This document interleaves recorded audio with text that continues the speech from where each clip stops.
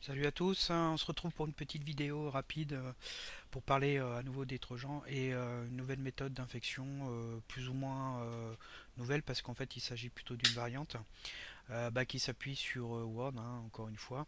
Si vous suivez un peu l'actualité, je pense que vous êtes au courant que depuis un an ou deux il y a des mails malveillants qui sont envoyés avec des documents Word qui initialement contiennent des macros et en fait quand vous ouvrez ce document Word, si vous activez la macro, ça permet d'exécuter un petit utilitaire, enfin un petit fichier qui est joint au document Word qui va télécharger un trojan ou un ransomware et infecter l'ordinateur.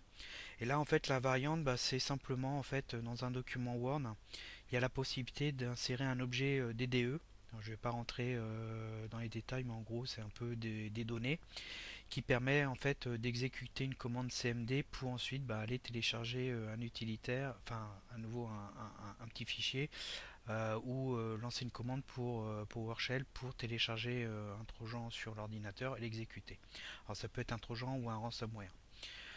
Et là, aujourd'hui, il y a une grosse campagne, probablement peut-être le groupe qui est derrière le trojan de Ridex et Loki, qui envoie des mails invoice, hein, comme d'habitude, avec des pièces jointes en Word. Donc là, pour les francophones, c'est pas très gênant parce que c'est des mails en anglais et les utilisateurs, les internautes français sont très à cheval sur la langue et quand c'est en anglais, généralement, ils se doutent que c'est des mails piégés.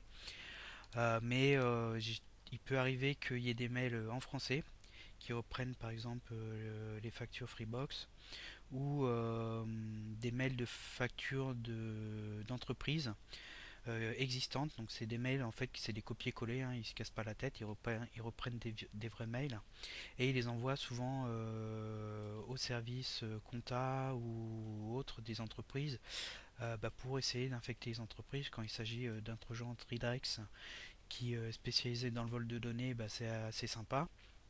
Ou quand c'est le ransomware, si ça touche le serveur de fichiers, ça peut faire mal.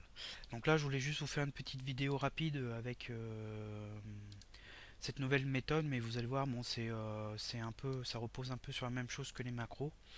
Donc là, sous les yeux, il y a une machine virtuelle avec Process Explorer pour voir un petit peu ce qui se passe rapidement, et j'ai aussi ouvert les dossiers temporaires de Windows, et on va ouvrir un nouvel explorateur parce que j'ai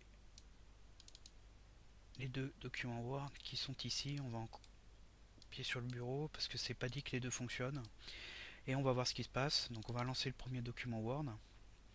Et tout de suite, dès que vous le lancez, vous avez une pop-up qui s'ouvre qui vous prévient que le document contient des champs et il vous demande si vous voulez mettre à jour ces champs. Donc si vous faites oui, si vous ne comprenez pas ce qui se passe et que vous faites oui, vous avez une deuxième pop-up qui se lance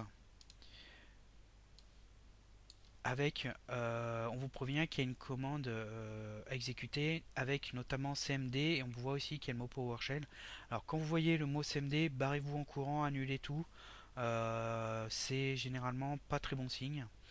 Et il vous demande si vous voulez démarrer l'application. Donc si là vous faites oui, ça va lancer tout simplement l'exécution de CMD qui va lancer PowerShell et télécharger un fichier, on le voit rapidement ici, qui est la charge virale. Et là, c'est fini. C'est-à-dire que l'autre genre s'est exécuté sur l'ordinateur. Alors ici, il ne s'agit pas d'un ransomware, donc on ne va pas voir le fond d'écran qui change. On ne va pas avoir les fichiers qui sont chiffrés, mais si on fait un tour dans CMD, dans le dossier temp, pardon, on retrouve ce fichier-là, qui comme je vous l'ai dit est le ransomware, donc je vais le copier sur le bureau. Et si on ouvre l'explorateur, le navigateur internet et qu'on lance virus total, pour scanner ce fichier, il va être positif, hein, coup sûr. Alors ici c'est un trojan, il ne s'installe pas entièrement, tout simplement il doit s'arrêter en cours de route parce qu'il doit détecter qu'il s'agit d'une machine virtuelle. Donc c'est une machine pour faire des tests, etc. Et de ce fait il se coupe en cours de route, donc on n'a rien qui est installé sur l'ordinateur.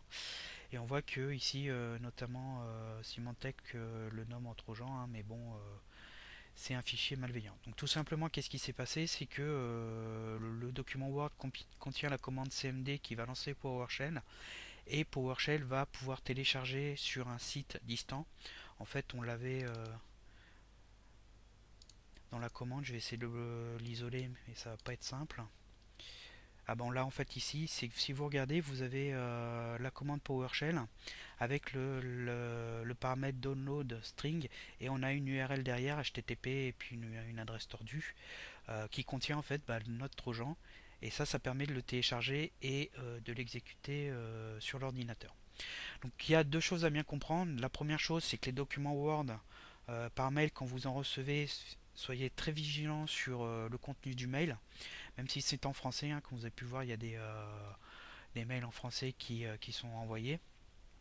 Si vous ouvrez et qu'on vous demande d'activer un truc, que ce soit une bande jaune en haut pour activer une macro ou que ce soit des pop-up qui vous disent qu'il y a des champs avec des données ou des trucs à exécuter, et si en plus vous voyez CMD, barrez-vous en courant, vous fermez tout, faites non, vous fermez tout et éventuellement derrière faites un scan avec votre antivirus à jour, vous le mettez à jour juste avant et vous faites un scan avec.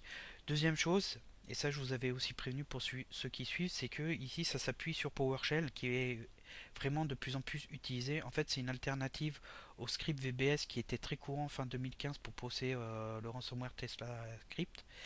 Et donc PowerShell, j'avais fait une page et je vais vous la mettre en commentaire de cette vidéo qui explique notamment à partir du pare-feu Windows comment bloquer le processus PowerShell pour l'empêcher en fait de pouvoir aller télécharger des fichiers sur internet. Et là tout simplement même si vous faites oui sur le document Word, et ben le pare-feu il va empêcher PowerShell de se connecter à cette adresse pour télécharger le fichier et donc de ce fait pas de fichier, pas de trojan et votre ordinateur ne sera pas infecté. Donc c'est un étage supplémentaire qui vous permet de protéger votre ordinateur contre les téléchargements malveillants à partir d'exécution ici de documents Word. Donc je tenais à faire cette vidéo parce que là ça va être très en vogue et je sais pas trop si ça va faire mal, d'autant que on a quand même une baisse assez importante des ransomware ici, des attaques. Enfin, en tout cas, sur les forums, il y a beaucoup moins de demandes de désinfection. Je pense que les antivirus ont un petit peu rattrapé et protègent un peu mieux. À voir si cette nouvelle technique DDE va faire mal. Et en tout cas, passez l'info autour de vous. Faites attention aux documents Word. Si vous pouvez bloquer avec le lien que je vais vous donner PowerShell avec le parfait Windows, ça sera pas plus mal. Et n'hésitez pas à noter la vidéo, à la partager. Et je vous dis à bientôt pour d'autres vidéos comme d'habitude.